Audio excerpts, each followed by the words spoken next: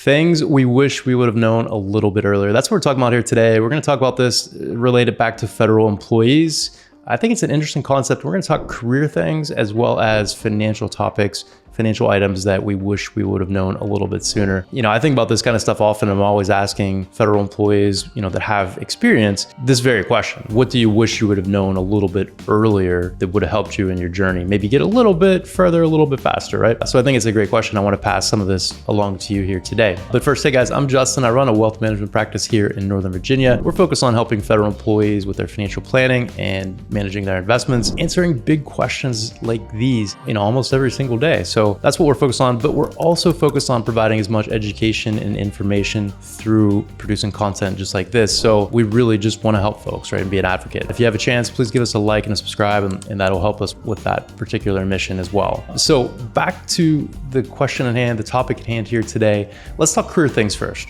And last week, I had a great conversation with a federal employee. She's about 15 years into her career, and I asked the question, and I think that she had always been doing this, but this was a really insightful piece of advice. And it was simply try to learn something new every few years, take a different job and try to learn something new to enhance your skill set and your marketability.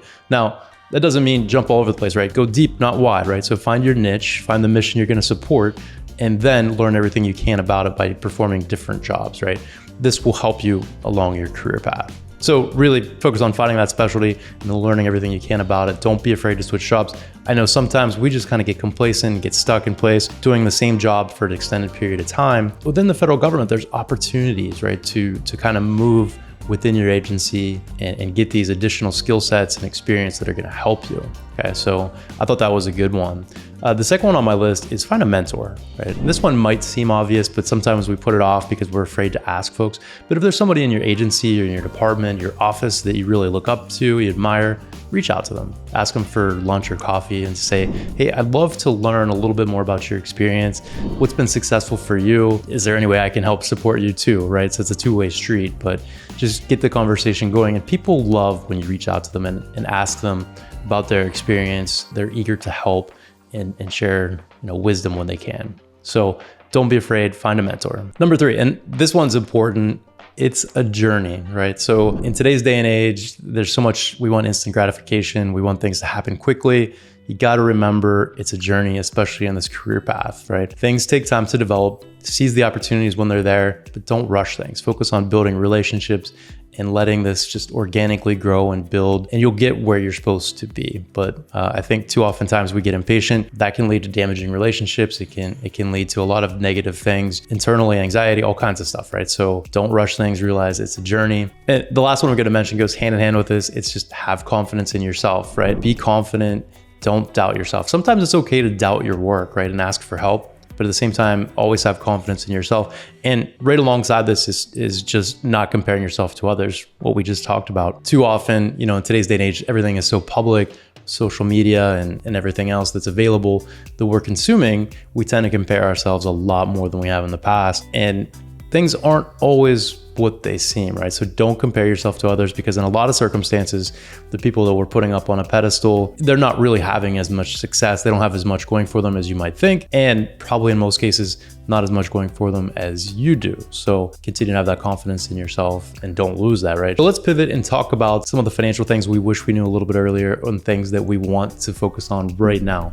This is for newer employees. This is for younger employees. This is for anyone, right? There's a lot of things that we overlook. So at any age within our journey with finances, the first one on my list is understanding your benefits, right? So one of the first things that we do when we sit down with folks, we ask them for their total compensation statement, their summary of benefits, whatever their agency provides that comprehensively shows them what benefits they're enrolled in, how they all work together, their compensation. And I'm going to show you an example here today. So we got the total compensation statement pulled up here. This is a redacted version, but this is what it looks like. So total compensation is through the GRB platform. Whatever your agency offers, just log into your online portal. You'll be able to find it. If not, reach out to your agency, human resources, and they should be able to point you in the right direction. But this is what it looks like. Total compensation statement, it lays out your wages, and then it tells you how much your benefits are worth in dollars, what the agency is contributing on your behalf. But the really cool part about this is it lays everything out for you, right? So it tells you about all the programs that are available, shows you which ones you're enrolled in, the cost of them, the amount of coverages that you have,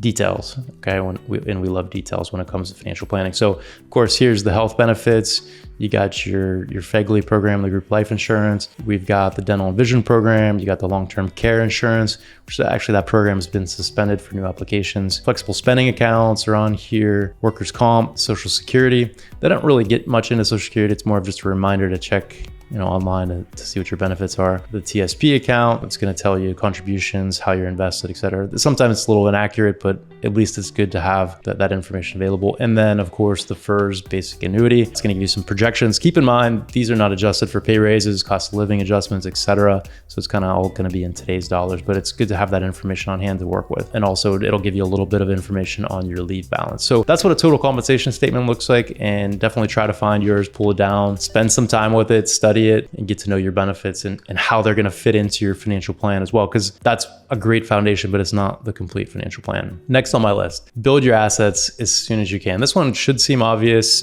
but too often we just kind of put this on the back burner. But time's on your side, right? So how much you save matters, how much you invest matters.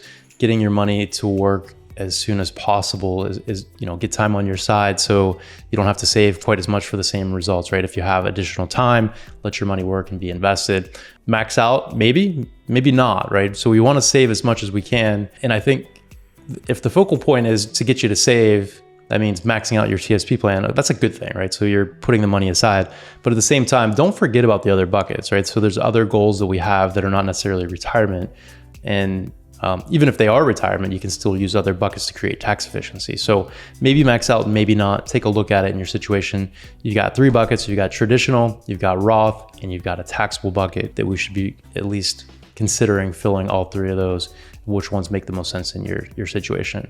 Okay, so don't overlook the buckets. Get your allocations right. This is really important too. You want to make sure you're invested properly. The good news is with the TSP plan, the default option is now a target date fund. Still, we don't love target date, so spend a little time with it and get your allocations right for what your goals are. It's really important, okay? But it is better than what it used to be. So build up your assets. Don't forget about that. That's a never-ending journey it's just a never-ending journey. Next on my list, are you a career federal employee, right? So think about that. If you're going to be a career federal employee, then the FERS basic annuity is going to be a big piece of your retirement plan, and it's a great benefit, right? And so where I'm going with this is run projections, okay? So understand what that FERS basic annuity looks like, understand how your TSP is going to grow, how your other investments are going to grow, run those projections. But at the same time, understand it's a lot of guesswork, okay? And things are going to evolve and change significantly within those projections, but they're important to understand. With the FERS annuity, you can get a deferred annuity with as little as 5 years, okay? So if you work for at least 5 years, you'll be entitled to a deferred annuity in the future, okay? All right, a couple more here on my list, and then we're gonna wrap things up. FEGLI, so we talked about this a little in the total compensation statement, but I think it's a good thing. The automatic enrollment is there, and then you can add on additional coverages up to 6 times your salary as insurance coverage without underwriting. And that's a good thing to get coverage in place initially for your family if there's any conditions that would prevent you from getting coverage elsewhere. So good thing from that standpoint, but also make sure you look at what you need, evaluate other options, because this thing does get expensive as we age, because there's age bands, and that's what drives price on FEGLI. So take that into consideration. Next on my list, understand your spending. This is important. Have a spending plan and put some guidelines in place for the bigger items, right? Like housing, for example. We always say 25% of your gross income is what you should be spending on all of your housing costs rolled up together. That may seem a little low with inflation now, but if you can stick there, it's going to give you flexibility in the plan to do a lot of other things. Try not going over 30%. You can make your own choices and define your own priorities, but those are some nice guidelines to at least be aware of. And then of course, investing is also an expense. So make sure you keep that, whether it's a 15% target, a 20% target, as much as you can save and invest, it's going to help you in the long run. And I know it's not always easy. So whatever your situation you're capable of doing now, do that, and then aim for these higher targets as time moves on. 2 more things. Name beneficiaries. You'd be surprised how many times folks don't have beneficiaries named on their retirement accounts, on their insurance policies, or they're just super outdated. They're people that should not be on their accounts anymore. So it's important to keep that stuff up to date. So make sure you just take a look at that. It's easy to do, simple paperwork to update things. And last on my list is work with people you can trust, have people in your corner. Don't be afraid to ask for help. I think this is a big one where a lot of times there's so much value. We can get so much further, so much faster if we're asking for help rather than trying to do everything ourselves. So